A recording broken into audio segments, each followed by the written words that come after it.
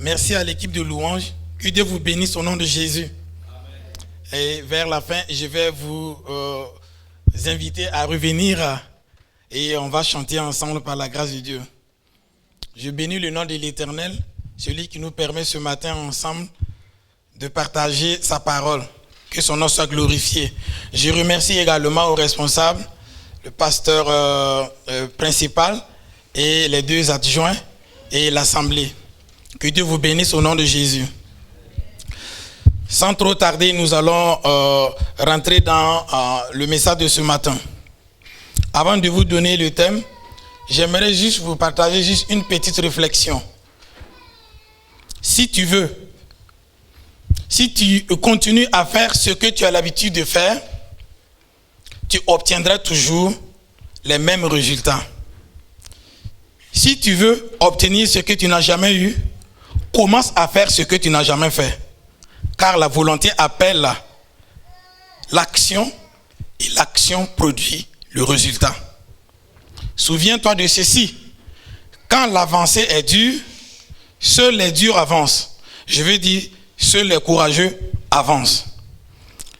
Le temps est le maître de la raison. Ce qui t'a échappé ne t'appartenait pas. Ce qui t'appartient ne t'échappera pas. Garde espoir, car chaque jour vécu promet un lendemain meilleur. La vie est une responsabilité, mais pas un jeu. Réagis maintenant pour laisser des traces de ton passage à ta génération. Notre thème de ce matin s'intitule « Face à l'impossible, crie à l'Éternel ». Alléluia. Il y a plusieurs manières de crier. Il y a des moments, quand la douleur te dépasse, tu ne peux plus crier, mais tu gémis. C'est quand on a encore la force qu'on peut crier à haute voix.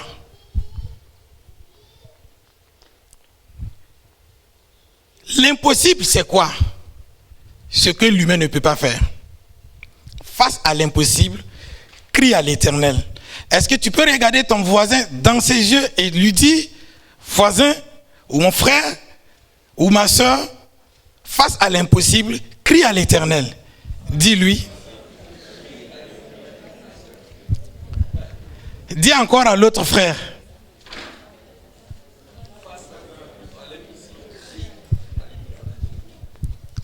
Vous saviez, la solution de votre problème est toujours avec vous, en vous et autour de vous. Ne vous sous-estimez pas. Ce matin, nous allons étudier le pasteur Moïse avec son église, les enfants d'Israël. Je vais demander au technicien de nous donner Exode 14, le verset 9.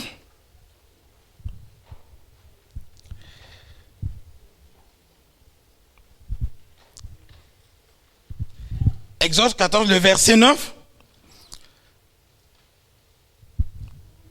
Ceux qui n'ont pas de Bible, songez à chercher, car c'est important. La parole de Dieu, elle est une lampe pour nous. C'est vrai qu'avec le système Android, c'est facile. Mais malgré le système Android, il y a d'autres qui n'en ont pas. Je vous invite à chercher, car celui qui cherche trouve. Nous lisons. Les Égyptiens les poursuivis et tous les chevaux, les chars de Pharaon, ses cavaliers et son armée les atteignirent campés près de la mer. C'est bon. Ici, je vous disais ce matin, nous allons étudier le pasteur Moïse avec son église. Les enfants d'Israël, dont leur père était Abraham, que Dieu a préparé, le papa d'Abraham du nom de Terach, pour pouvoir appeler Abraham. Et quand il a appelé Abraham, Dieu lui a dit, je rendrai ton nom grand et je te ferai père d'une multitude de nations. Quand Dieu appelle quelqu'un, il fait une promesse à cette personne. Dieu va lui dire, tu quitteras la maison de ton père, ta patrie, et tu vas t'installer là où je vais te montrer. il faut avoir la foi pour pouvoir comprendre cela. Et Abraham était stérile à cette époque. Et comment il va faire? Il va dire, j'accepte et j'irai. Quitter la maison de son père, quitter sa patrie, c'est quitter sa tradition. Chez nous, une femme ne fait pas ça. Chez nous, un homme ne fait pas ça. Quitte ta tradition. C'est à partir d'Abraham qu'on a commencé à comprendre qu'il y a la famille des Hébreux. Sinon, Abraham faisait partie de la famille des Araméens. Et Abraham est arrivé dans un coin où on appelle Canaan. Et Dieu lui a dit, c'est pour toi. Tu vas t'installer ici, toi et toute ta postérité. Abraham, à cause de la vieillesse, la promesse tardait. Il va voir sa femme et ils vont trouver une servante pour avoir Ismaël. Il y a des chrétiens souvent dans la vie qui veulent aider Dieu à accomplir la promesse. Dieu est assez capable d'accomplir sa promesse lui seul. Et qu'est-ce qui va se passer? Rapidement, Ismaël va venir. Et Dieu va dire non, c'est pas lui. Alléluia. Il se peut que quelqu'un est là ce matin. Par ta connaissance ou tes propres forces, tu as trouvé une solution. Et Dieu te dit ce matin, non, c'est pas ça la solution. Il y a autre chose qui arrive. Que quelqu'un dit amen. Et à l'âge de 100 ans, Dieu lui a fait grâce. Isaac est venu. Et c'est lui le fils de l'alliance. Et c'est lui l'héritier potentiel de Canaan. Avec Isaac, il a eu 2 enfants. Et Dieu a choisi un du nom de Jacob pour continuer avec l'alliance. Et Jacob maintenant a eu 11 enfants dont le fameux Joseph en faisait partie. Et comme Joseph était l'enfant aimé de ce Jacob qui a été transformé en Israël, qui forme les 12 tribus d'Israël d'ailleurs, son papa qui l'aimait bien va lui donner une tunique de plusieurs couleurs. Ça veut dire, son papa va lui donner un don. Et ce don-là, c'est une clé qui passe partout. Tu le bloques ici, il débloque par là. Tu le bloques par là, il débloque par là.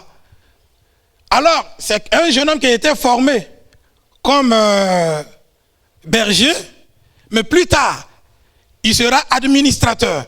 Il fut le premier à construire une banque de céréales. Je ne sais pas s'il y a une banque, façon qu'on appelle en France là. Banque agricole, voilà. Tout ça, c'est les inspirations de Joseph. C'est né de Joseph.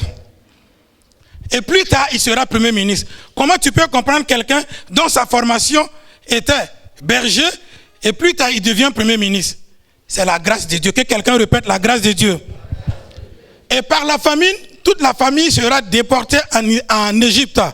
Et un pharaon va dire, on ne peut pas permettre à ces étrangers venir s'épanouir dans notre pays. Qu'est-ce qu'on va faire? On va s'élever contre eux. On va les transformer en esclaves. Et à partir de ce moment, ils ont été transformés en esclaves. Ils souffraient pendant 430 ans dans la servitude. Un temps fut venu et Dieu a dit, c'est mon temps. Trop est trop. 430 ans là, c'est arrivé. Maintenant, j'ai choisi quelqu'un pour faire sortir mes enfants dans la servitude.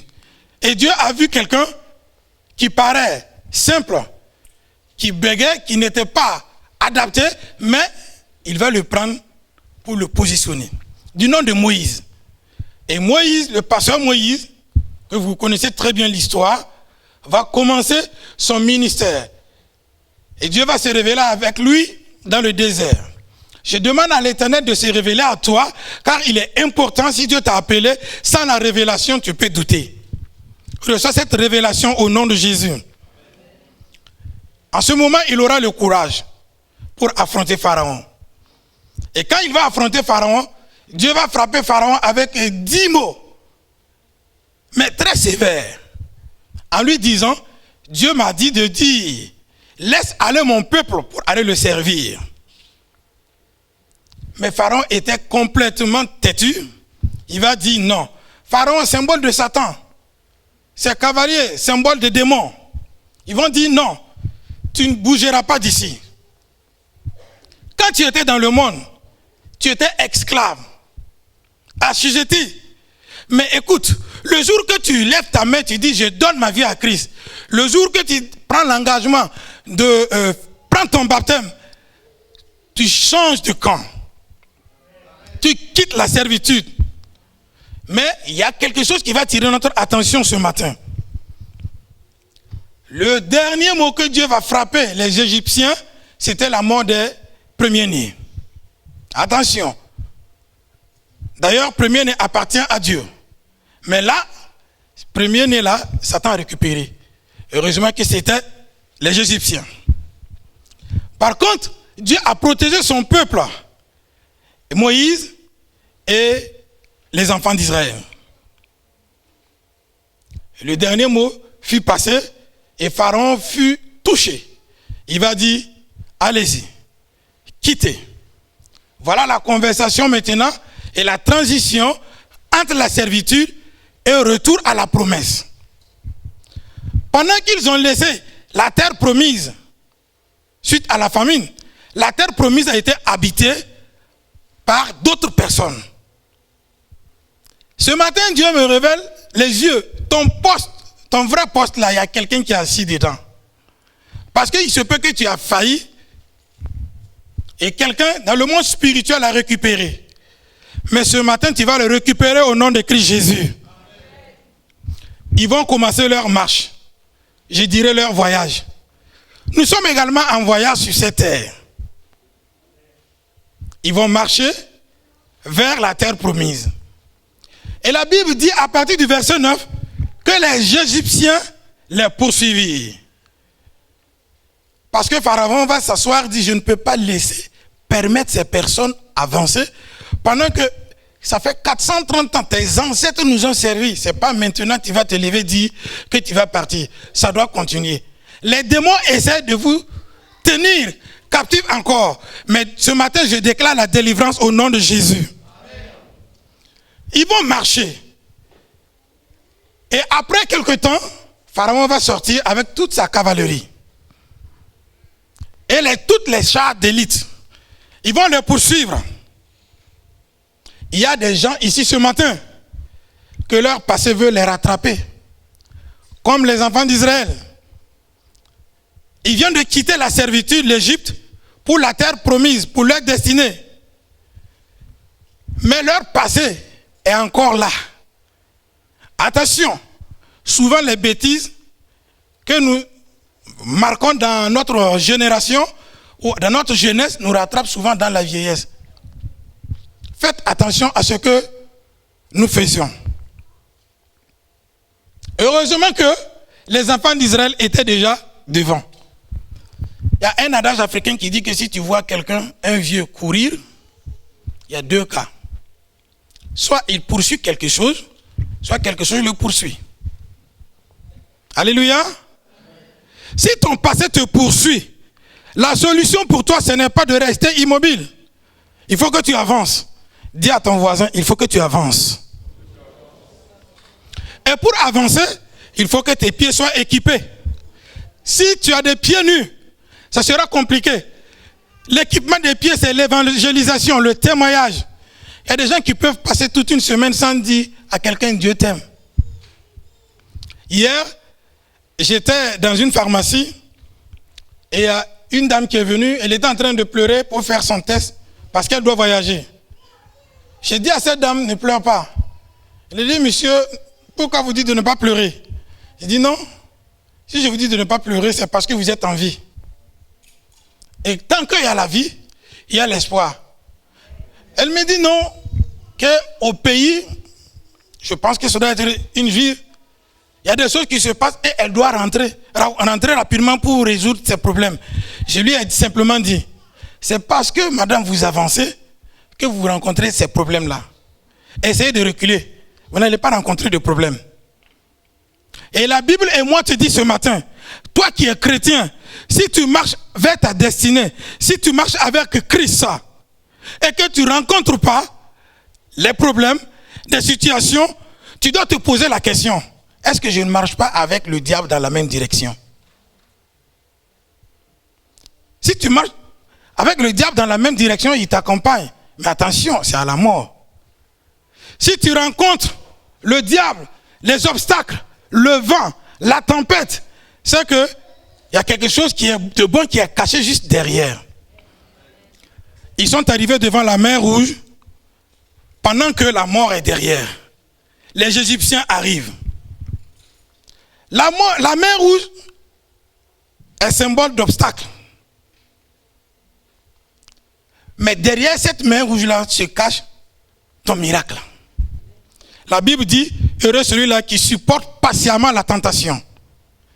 Souvent quand on est sous la tentation, dans les épreuves, on est pressé de quitter. Souvent on se demande, mais ça sera quand? Mais Dieu a un temps pour tout. Et je dirais ce matin, c'est ton temps de régner au nom de Jésus. Cette mer rouge, qu'est-ce qui va se passer? Dieu préparait quelque chose dans le secret et cela va se voir dans le physique. Pharaon arrive. La mort arrive. L'échec arrive.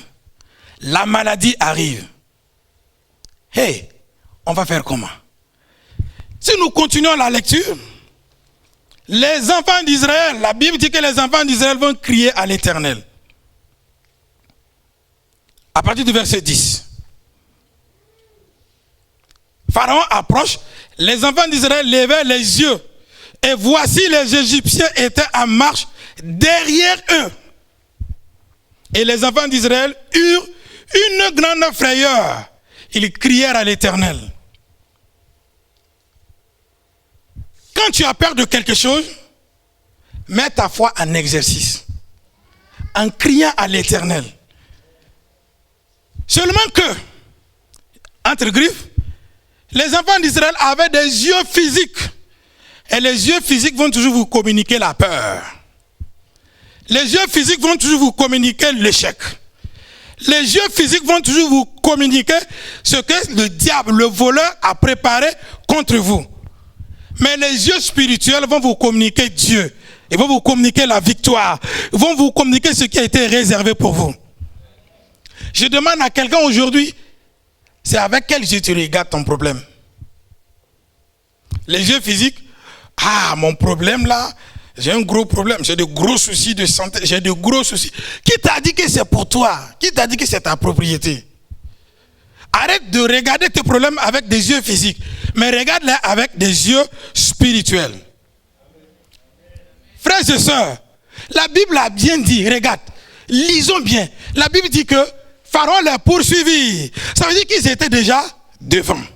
Et Pharaon était déjà derrière. Quelque chose qui est derrière, avant seulement, il ne va pas te rattraper. Le problème est qu'eux voulaient s'arrêter pour voir qu'est-ce qui va se passer. Attention, avance. Alléluia. Alléluia. J'encourage à quelqu'un ce matin, avance dans le nom de Jésus. Mais devant la mer Rouge, on va avancer comment? Demande à ton voisin, on va avancer comment? Devant l'obstacle, on va avancer comment? Mais il y a une application de 5 minutes seulement qu'on devait faire. Comme ils sont derrière, Dieu va dire à Moïse, pourquoi c'est écrit? À partir du verset 13. Pourquoi c'est écrit? Non. Regardez les ennemis pour une dernière fois. Je vais demander à quelqu'un de se tenir debout pour faire une application de 30 secondes. On se tient debout s'il vous plaît. Je vous demande de faire un demi-tour, par un quart de tour, un demi-tour. Que chacun fasse un demi-tour. Maintenant tu vas dire bye bye à tes problèmes. Bye bye à la défaite. Bye bye à la maladie parce qu'il est derrière toi. Dis bye bye à l'échec dans le nom de Jésus. Alléluia. On refait un demi-tour. On s'assoit dans la présence de Dieu. Pendant que Pharaon est derrière et il approchait, Dieu était déjà là. Je dis à quelqu'un, Dieu est là avec toi. Pendant que l'échec était derrière et que l'échec approchait, Dieu était déjà là. Le succès était déjà là. Pendant que la mort était derrière, la vie était déjà là. Alléluia. Ils se sont retournés pour regarder les ennemis pour une dernière fois. Je déclare aujourd'hui, ça sera le dernier jour de ta souffrance au nom de Jésus. Qu'il en soit ainsi au nom de Jésus. Moi, je ne suis rien. Mais par le nom de Jésus, quelque chose se passe. Je dirais dans le nom de Jésus, tu reçois ce matin au nom de Christ Jésus.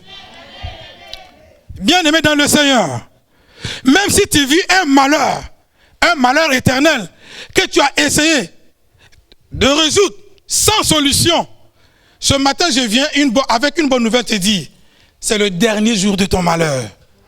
Tu verras le bonheur, car la Bible dit que le bonheur et la grâce nous accompagnera tous les jours, pas certains de nos jours, tous les jours, du lundi au dimanche. Et ça reprend encore. Il n'a pas dit certains des jours. J'entends souvent des chrétiens dire, aujourd'hui c'est vendredi, c'est pas bon jour pour moi. Qui t'a dit que c'est pas bon jour?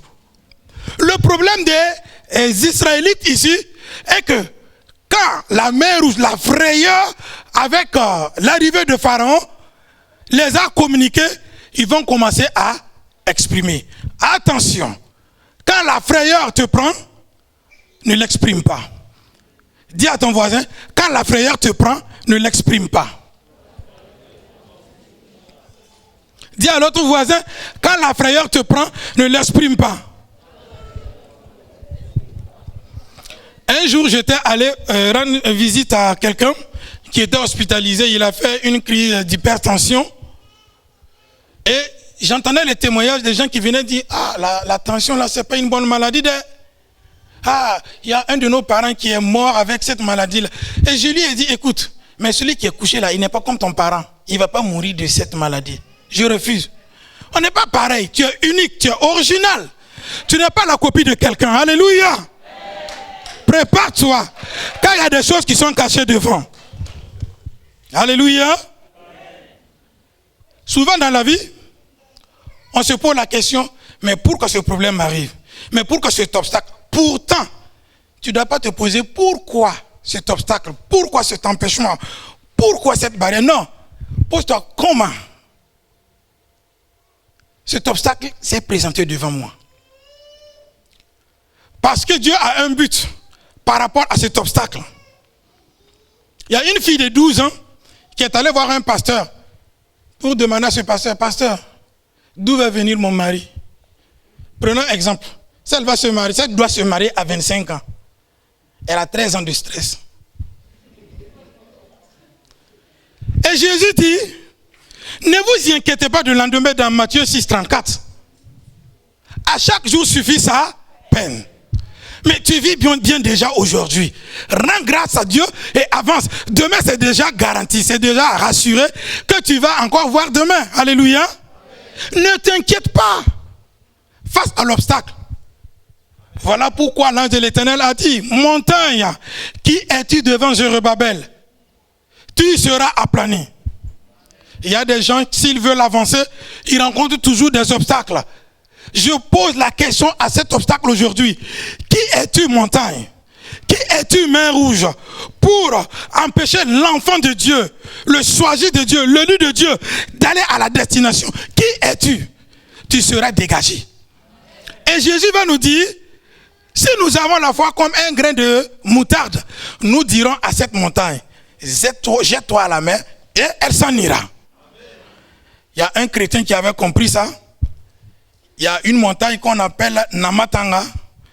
Il est venu, c'est vraiment une montagne, hein? Et lui il est venu dans le physique, il a fermé ses yeux, il a dit, oh toi montagne, va au barrage là-bas. Jésus a dit que si tu as la foi, il s'est concentré, il a prié. Il a ouvert ses yeux, la montagne est encore là. Mais c'est les montagnes de santé, les montagnes dans le mariage, le foyer, le travail. Ce sont ces montagnes. La Bible dit, tu diras à ces montagnes. C'est pour dire quoi? Tu es le prophète de ta vie. N'attends pas que quelqu'un vienne prophétiser à ta place.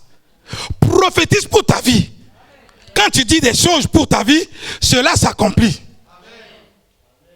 Que quelqu'un lève sa main et dit, oh ma vie. Oh ma vie. J'ai été créé pour vivre longtemps.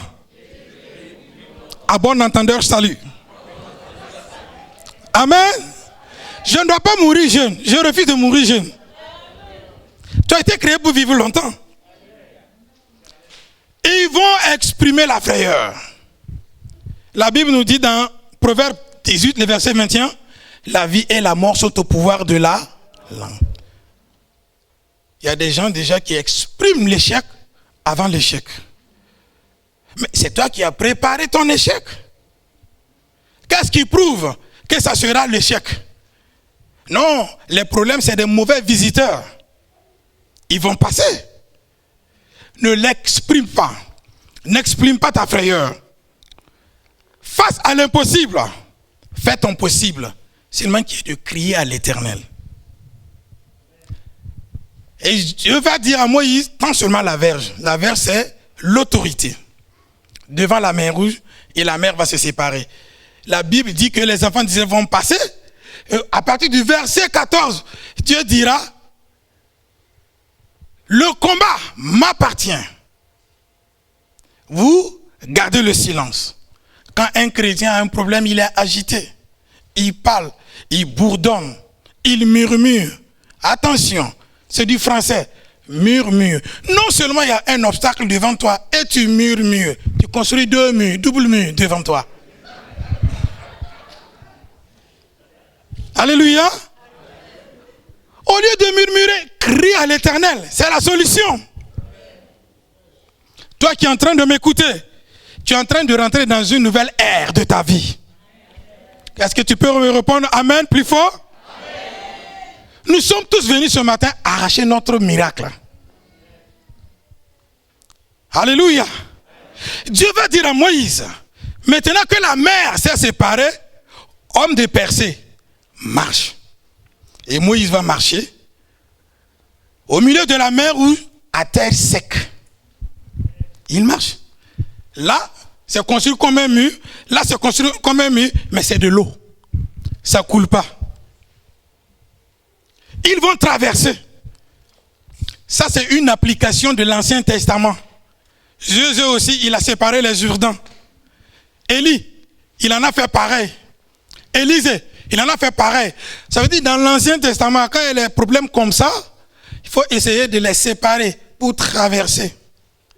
Nous sommes dans la nouvelle alliance. Jésus en a fait différemment.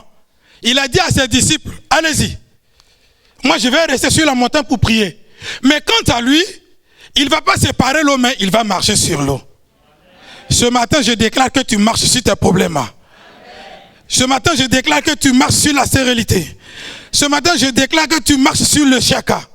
Ne permets pas que tes yeux physiques te communiquent la frayeur. Bien-aimé, ils peuvent te faire la guerre, mais ils ne te vaincront pas. Jérémie 1,19. Quel que soit l'obstacle, la densité, n'aie pas peur. La Bible a dit, ils ne te vaincront pas. Ça veut dire que la victoire est garantie. Alléluia. Ils vont traverser et les enfants d'Israël vont passer. Maintenant, les Égyptiens vont rester dans la mer Rouge. Juste quand ils vont quitter la mer Rouge, la sœur de Moïse, je dirais Françoise, va saisir les enfants d'Israël. Allez, chantons. L'Éternel est mon guide, mon libérateur. Je ne crains aucun mal en son saint nom. Oui, le bonheur, la grâce m'accompagneront tous les jours de ma vie. Et le pasteur Daniel, qui était là-bas, et il chantait à voix basse. L'Éternel est mon guide, mon libérateur. En lui je ne crains aucun mal. En son saint nom. Oui, le bonheur, la grâce m'accompagneront tous les jours de ma vie. Avec une voix grave. Et c'est en ce moment que la chorale d'ensemble, je dirais le groupe musical sera créé. Alléluia. Quand tu vois un chrétien venir à l'église, il commence à sauter et chanter. C'est qu'il y a un miracle que Dieu vient de faire. C'est ce qui le motive. Je demande à l'Éternel, ce matin, qu'il te motive à tout moment, qu'il te surprend par un miracle dans le nom de Christ Jésus. Bien-aimé dans le Seigneur. Voilà l'application que nous allons faire avant de terminer. Et j'invite le groupe musical là. Nous allons chanter un chœur et nous allons rentrer dans un petit temps de recueillement par la prière. Et en ce moment, je vais vous inviter juste à vous tenir debout. C'est un petit temps de recueillement. Et nous devons nous connecter à l'Esprit de Dieu pour arracher ce que Dieu a réservé pour nous ce matin.